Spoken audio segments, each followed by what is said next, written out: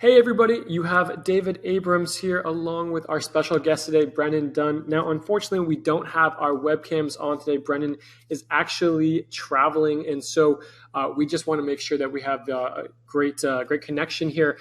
And so what I want to talk about today is a lot of Brennan's journey. He's actually on a new part of his journey right now, co-founding a company called RightMessage, but he actually started as a freelance developer. He went on to start, scale, and exited that agency, and then built his own bootstrap software company, Planscope, and he sold that in early 2016. So now he's working on RightMessage with a team of co-founders, and it's a software company that helps bring on-site personalization to the masses. And it's a really, really well done, smart, and specific software. And you're also the founder of Double Your Freelancing, which I think is one of the things you're most known for right now, right?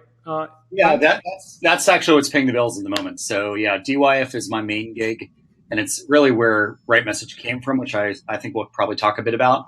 Mhm. But yeah, that's kind of my main. That's the moneymaker at the moment. Makes sense. That's kind of what we did too. Is we had kind of our own, money making business that brought in the money to build our software. And so here you are. You guys are kind of a little bit down the road, I guess, of RightMessage. You started, I think, earlier this year. So give us a rundown. When did you actually begin? How did you get your co-founders in? And how did you develop this? What was kind of in your head that made you want to go out and do another software company? So you just exited one in 2016. It's a good question. So the reason I exited, and I think it's important to say this, is I was really struggling to run a SaaS Planscope along with Double Your Freelancing. And Planscope also, one of the problems I had with it was it never really took off as well as I wanted it to. At first, Double Your Freelancing was the Planscope blog. Most of the customers I was hoping that would sign up for Planscope, I was assuming would come through DYF. But then that took off, and that became all-consuming and huge. And so, yeah, I offloaded Planscope last year. But I knew as a developer myself, I wanted to get back in the game of, selling software. And I was doing a lot with Double Your Freelancing around on-site personalization that I was just kind of building myself.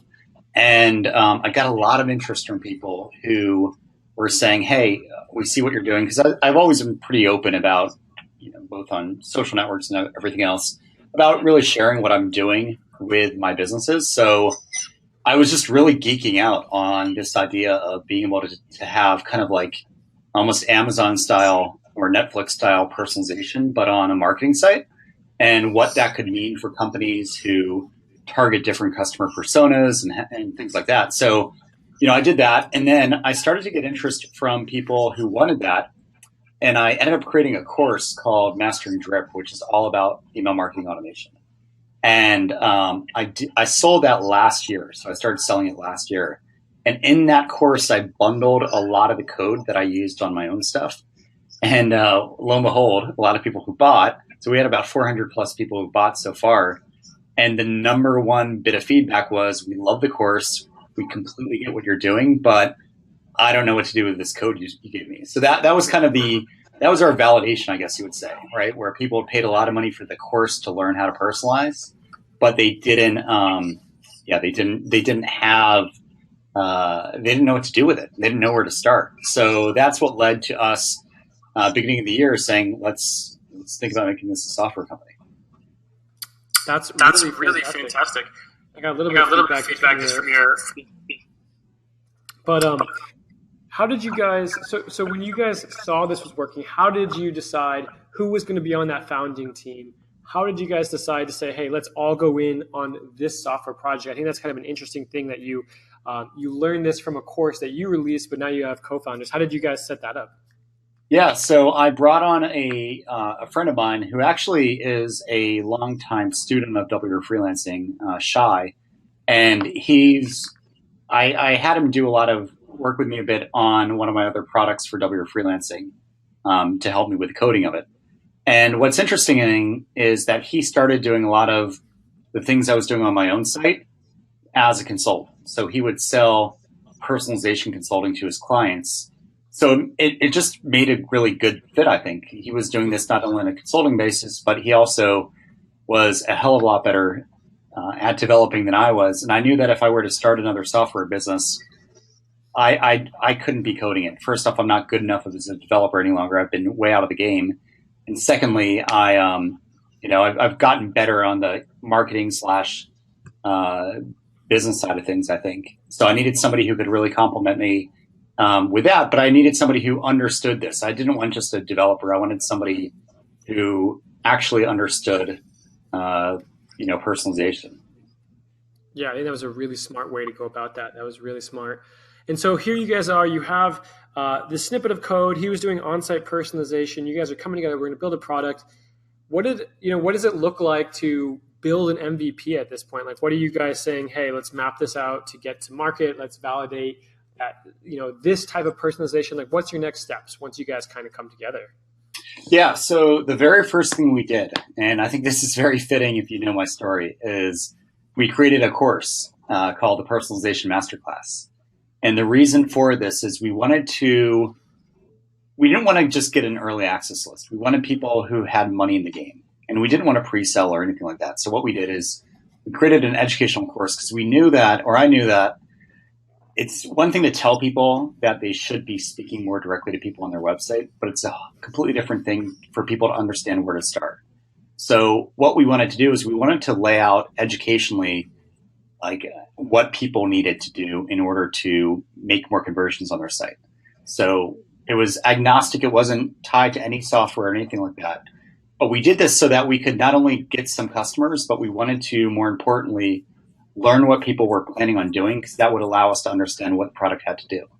The good news is we had about 3 years of development ahead of us, really on my own site, for doing this kind of stuff. So it wasn't like we were starting from scratch. We had the intellectual property that I developed on Double Your Freelancing that became kind of the underlying engine. And then we had to build a SaaS on top of that. So in terms of feature set, this is one of these things where we had to figure out exactly there's a lot of things you could be doing, right? We could build call to action builders. We could build really advanced reporting and goal tracking. We could do any number of different things.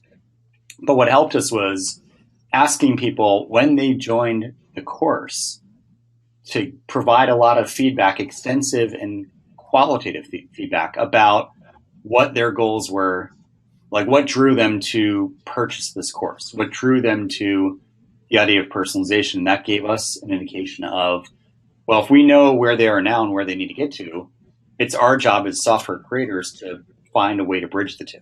It's not about the features, it's about getting from here to there. So I think starting with the course was really helpful for us because it really gave us a clear indication of what people actually wanted, rather than us just thinking, okay, well, let's build software. What should be, part of it, and so on. I think that was really, really smart to do. And I love the idea that, and someone else told me this before, but that an MVP doesn't necessarily have to even be software. Like your MVP was an info course, which is something that you knew how to do and you knew how to do well. And you're able to learn enough from that to then build the software version of it, which is, that's genius. Would you recommend to other people to do info products if it fit their area to do an MVP like that?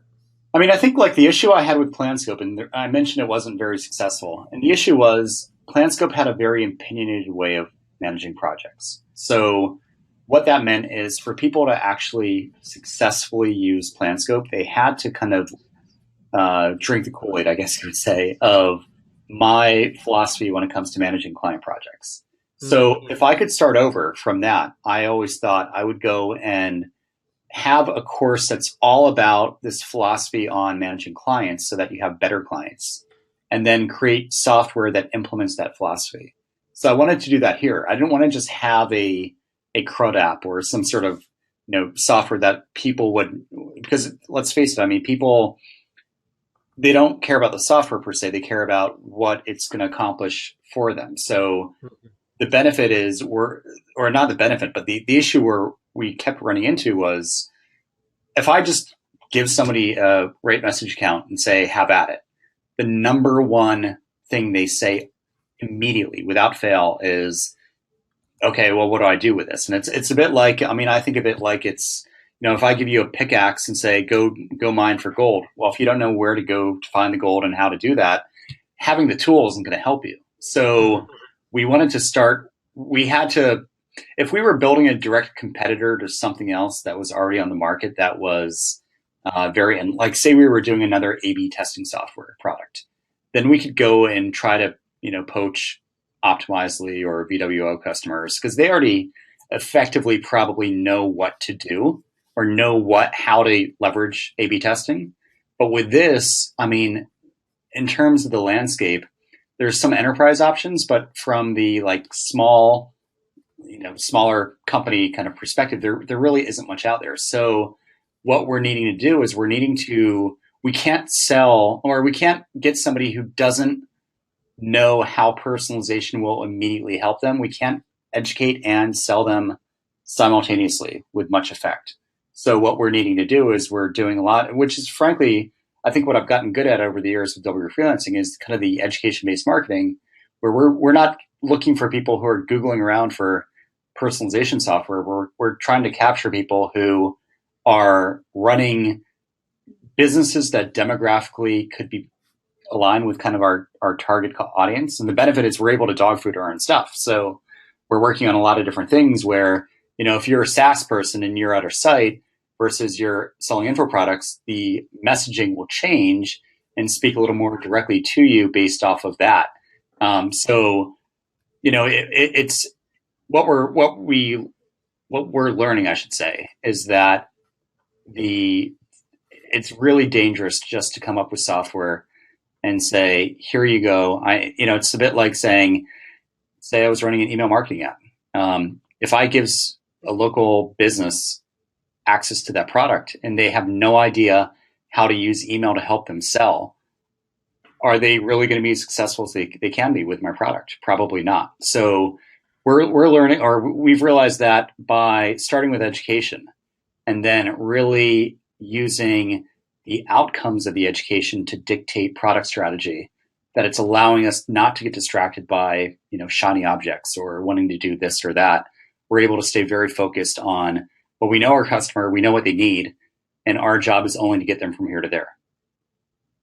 That's so well said, and that was really, really smart. I think you're dealing with a unique challenge, which Russell Brunson in interviews I've heard him talk about it as well, which is like going into a marketplace that doesn't have the knowledge level of what you're like you said before, like what you have. If you went after another competitor that's already taught the marketplace and educated the marketplace, it's a lot easier than to just sell the solution. They're product aware, right? So you now have to teach them the why behind it, why it's so important, and take them from A to B. But let me ask you this: so knowing that, and you're saying that you're using your software to do this, how are you guys?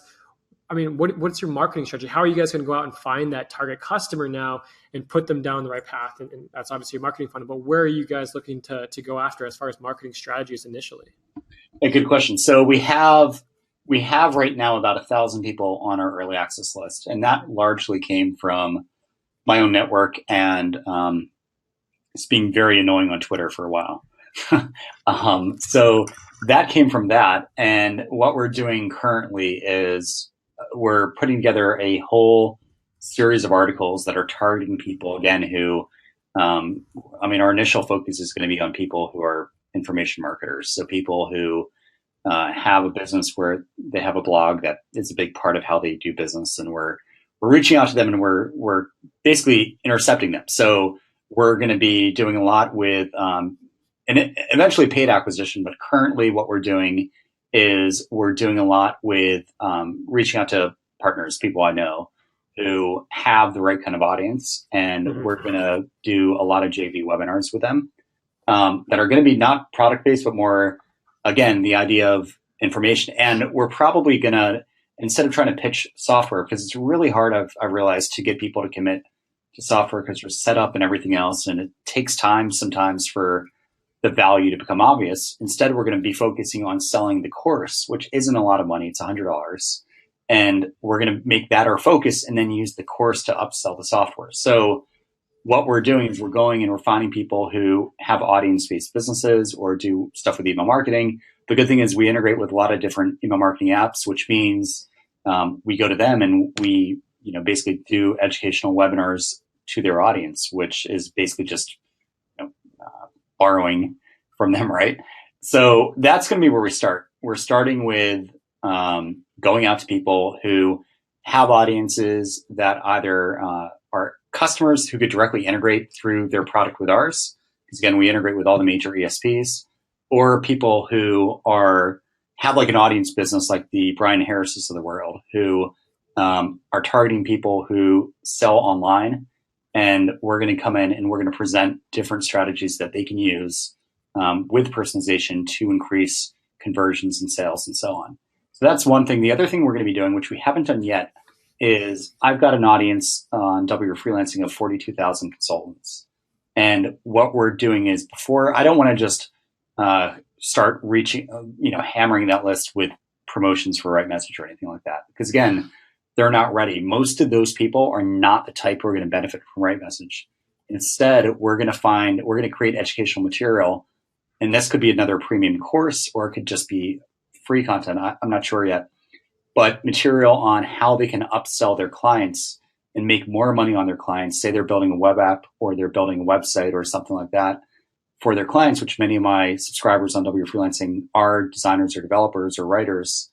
We're going to show them, hey, instead of just building them a website, why don't you upsell them a highly personalized website, very conducive to having yourself on a retainer agreement to do ongoing management of that and so on.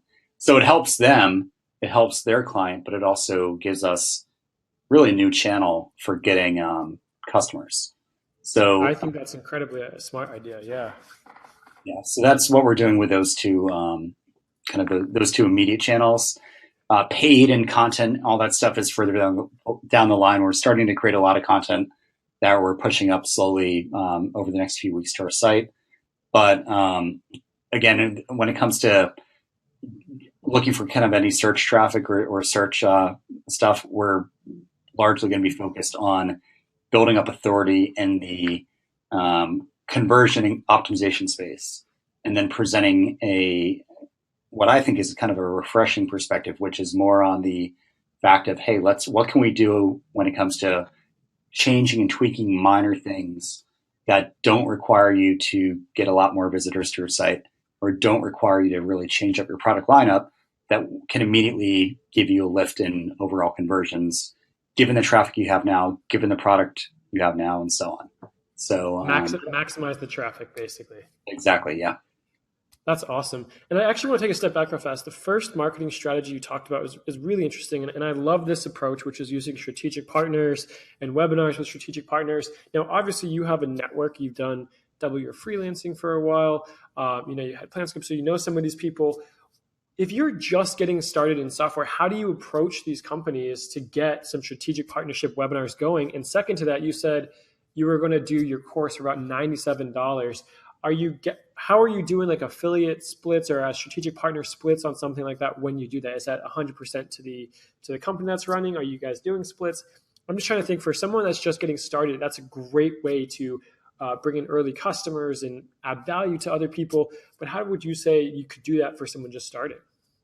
Yeah, good question. So, okay. So say there's, it's kind of like when I started my agency, I didn't know anyone, and we were able to get some of our first clients by going to like the local chamber of commerce, or even some of the local small meetup groups that were like entrepreneur meetup groups, and giving a talk there.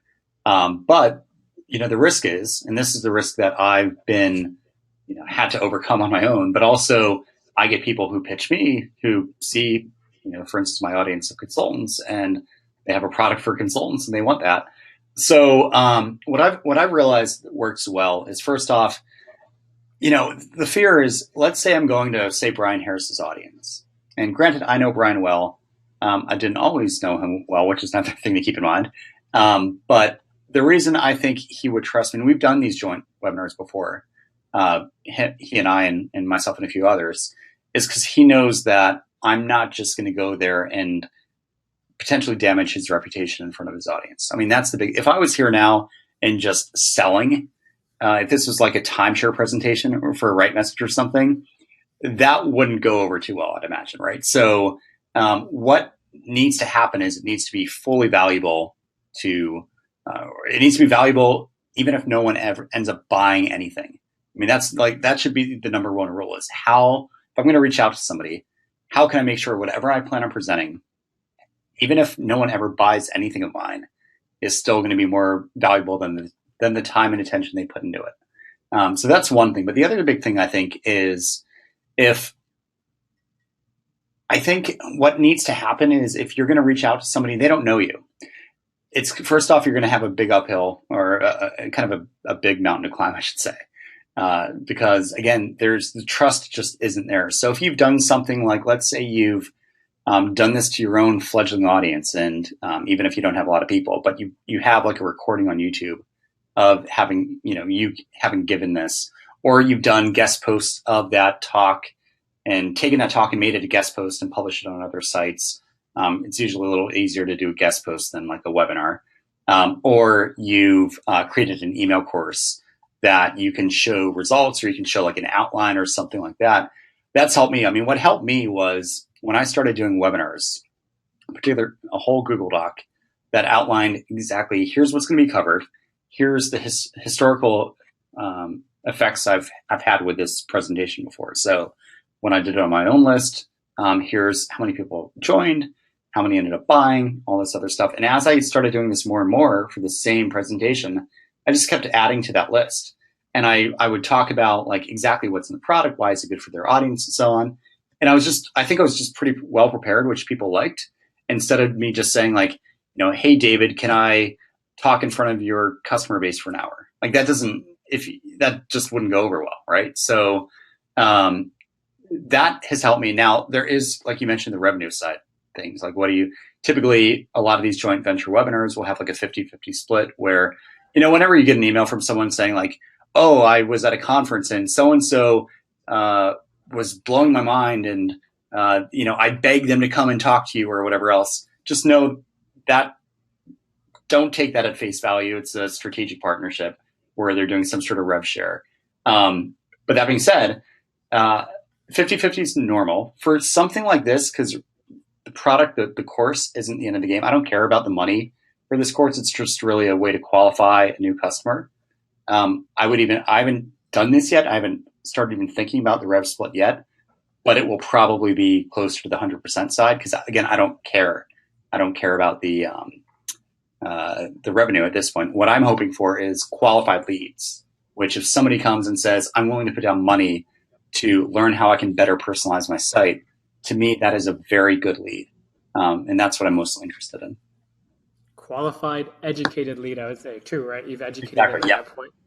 They get to know you through your course. So I think 100% commission is, that's only $97 customer acquisition really for someone that could be a possible long-term, low churn customer. That's really exciting, man. I really would love to hear how things go with those marketing strategies as you guys progress in there. I know you're working on a lot of stuff right now. And I know you're so strategic. Like everything you've said so far just seems strategic. Like you've learned lessons along the way, and now you've looked at what works, what doesn't, and you've put it in place in the right way. So I guess, what things, or maybe what's your biggest failure so far that has really kind of turned around and been one of your most valuable lessons, has kind of helped you to be this strategic? I mean, I think, I've gotten better at having strategic outlooks, but the fact of the matter is most of what got me here has been a long series of trial and error. And I think that's probably true of you and everyone else. But I do try to be pretty analytical. I'll give myself credit for that. And I think what got me there is just having a back history of not. So when I was running this agency, which is my really first successful business, I had 11 employees. That was my first real, low margins, but a lot of moving parts. And I didn't put any thought in, it was kind of a very inertia driven business. It was just very much, again and again and again in this kind of infinite loop. Yeah, we did well, but we weren't really going anywhere. And so I've always tried to learn from as many people as I could who seem to be doing the right stuff. And for me, at least, that's meant just trying to figure out exactly, well, again, where, with RightMessage, we're starting out this new thing from scratch. I could, and I'm tempted all the time to obsess over features or wanting to jump into the code or wanting to like just do something random. But that being said, I mean, I've seen firsthand where that can lead to. And it's not that it's bad, it's a distraction, and it's not always what your customers need. So what I'm trying to do now is I'm trying to have this 10,000 foot perspective where I'm looking down and saying, I'm the ferry captain. I need to get people from here to there. That's my job. That's my only job. Can a course do that? Yes, but it's not going to actually get them. It'll give them the map, but it's not going to tell them. It's not going to help. It's not like a vehicle, right? So, what I'm needing to do is I'm needing to think, okay, I've got this course where I'm educating people about how to get from here to there. What does the product need to do to help achieve that goal? And then anything that doesn't get us there faster or better is a distraction, and we need to eliminate it before it becomes even bigger or add more cruft to the product. And that also applies to I look at marketing as these are material assets. Email courses are assets. Acquisition funnels are assets that are all, in my mind, the same as a product. I mean, they all have bugs. They all need to be tested. They need to be revised over time. And I look at the whole thing as a big system, whether it's the web app or the marketing assets or the marketing site or anything else. I mean, that's all. So I try to be very I look at it and I try to think of, well, how do people get from if somebody is on our site, does randomly Googled something and they're here, what do I know about them that is going to be maybe different from somebody who has a lot of awareness, maybe it's already a customer or is on our list or something like that.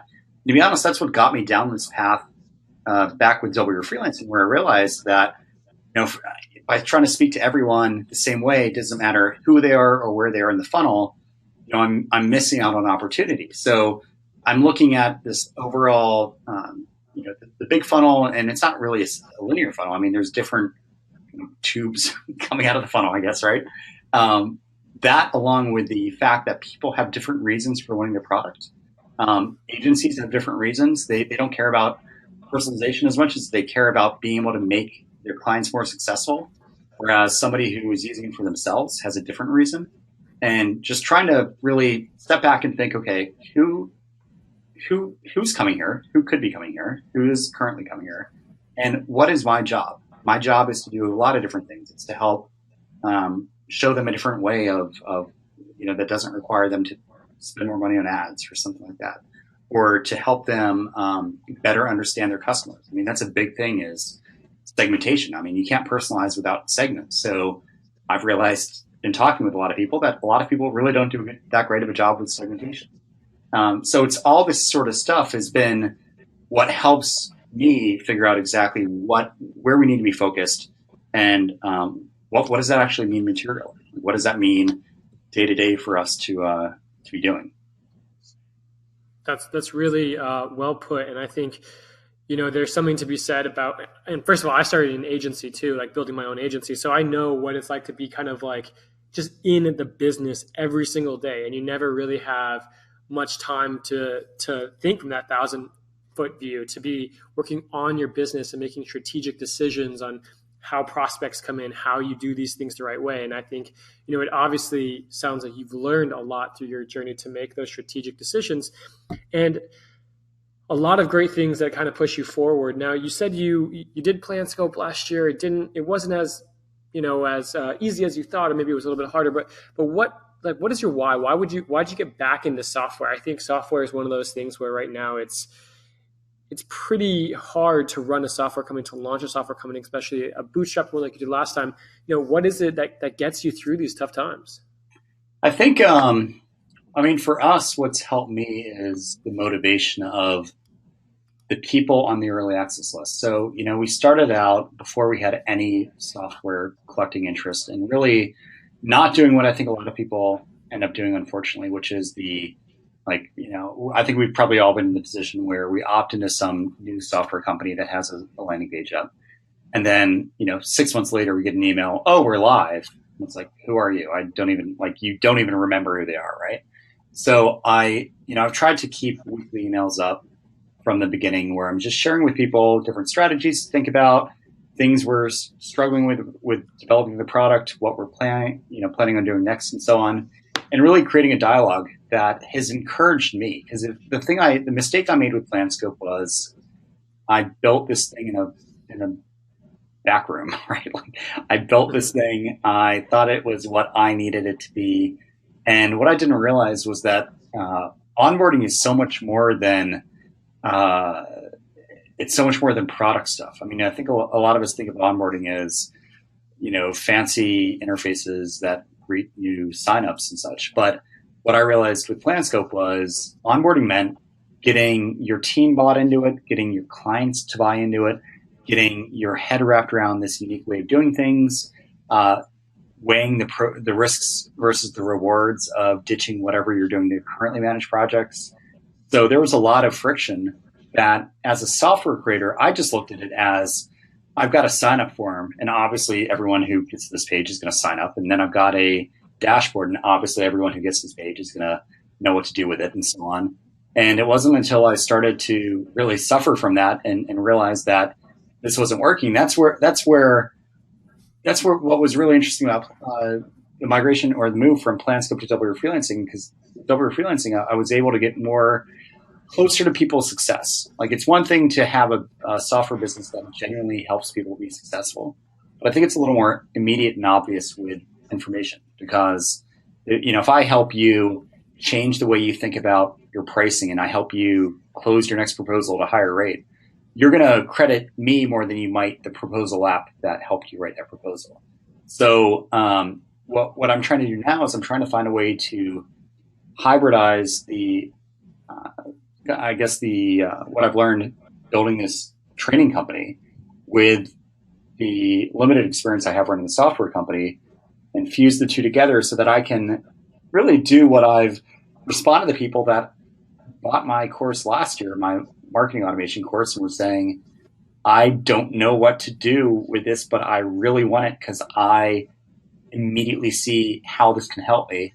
And it's just, that's the kind of thing that my why is, just being able to let people first off know that it's a better user experience for everyone involved.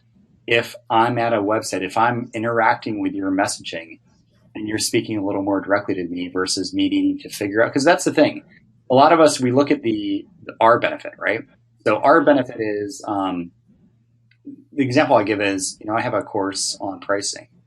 And I remember way back when I got an email from a copywriter who was saying, I'm looking at your course. I've heard good things, but it seems primarily targeting developers and designers. Can this help me as a copywriter?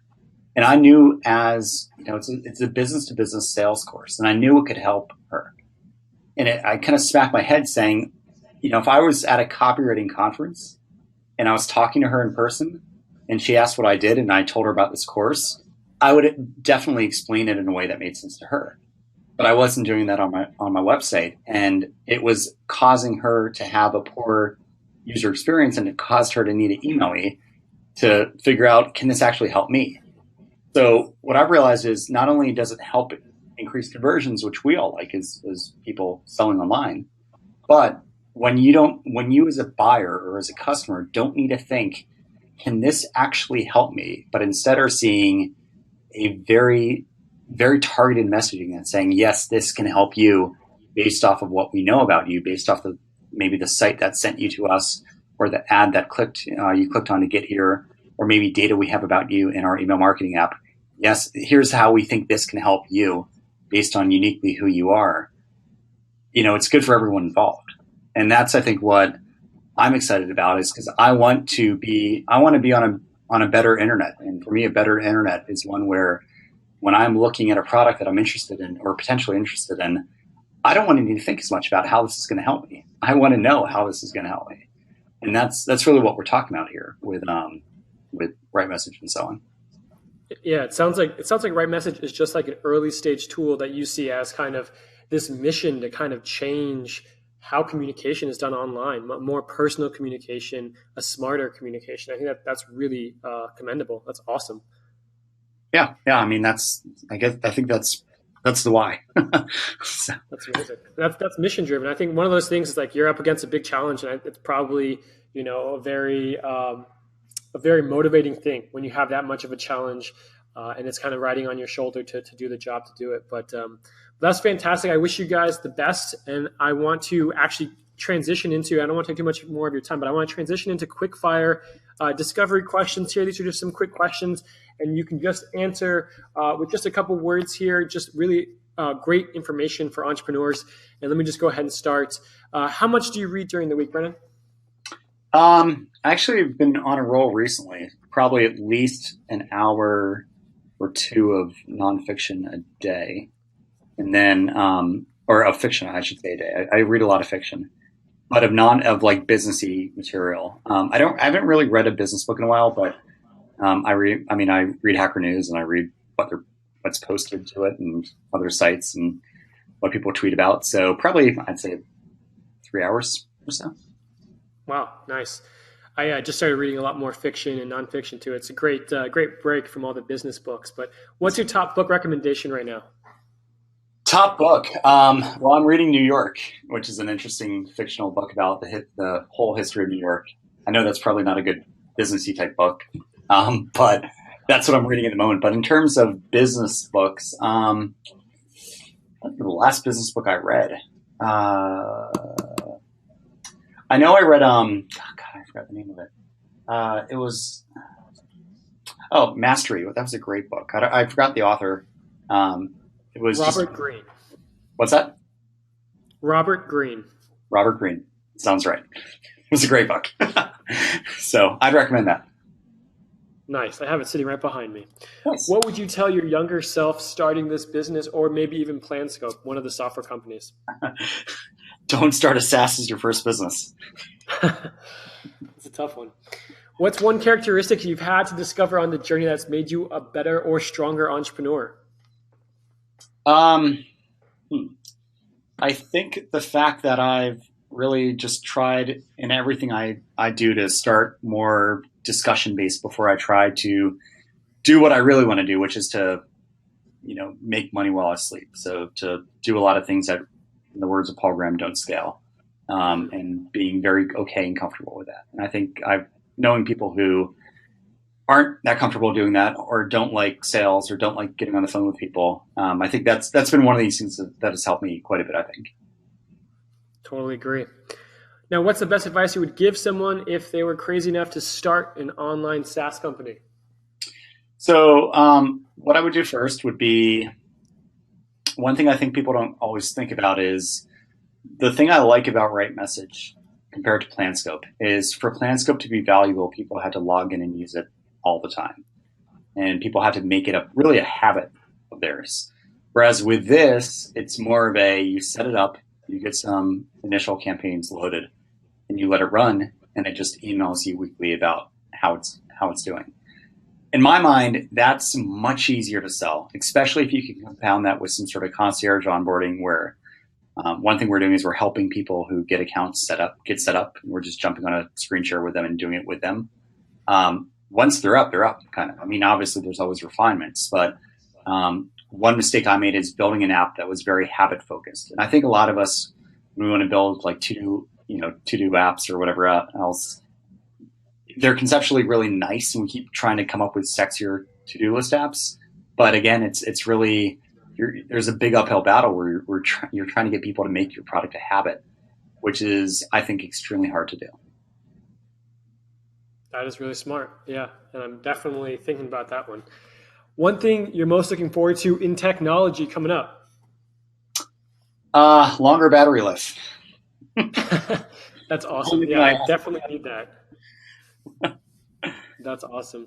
Well, I just want to say thank you so much for coming on, guys. If there's any questions that you have that you want to ask for Brennan today, anything around freelancing or SaaS, definitely pop them in the chat. Otherwise, I just want to say thanks so much for coming out, man. You've done an amazing job today, giving a lot of great information on SaaS and on your journey. And I love, I love the lessons that you've learned. Those lessons have really kind of pushed you to be more strategic, to be more focused on your business. And I think you've done a really good job of trying to have early conversation and dialogue with people before you build the software, and the software just being an extension of what people need rather than just, hey, here's some software to do something. I think that's really kind of a critical mindset shift that you've made. So, congratulations to you guys on an awesome product. If you guys haven't seen it, it's rightmessage.io. It's a really beautifully designed site, really well done product. And you guys got a lot of cool stuff coming up. So thank you so much for your time, man. Awesome. Thank you for having me, David. No problem. Talk to you guys all soon and have a wonderful, wonderful week.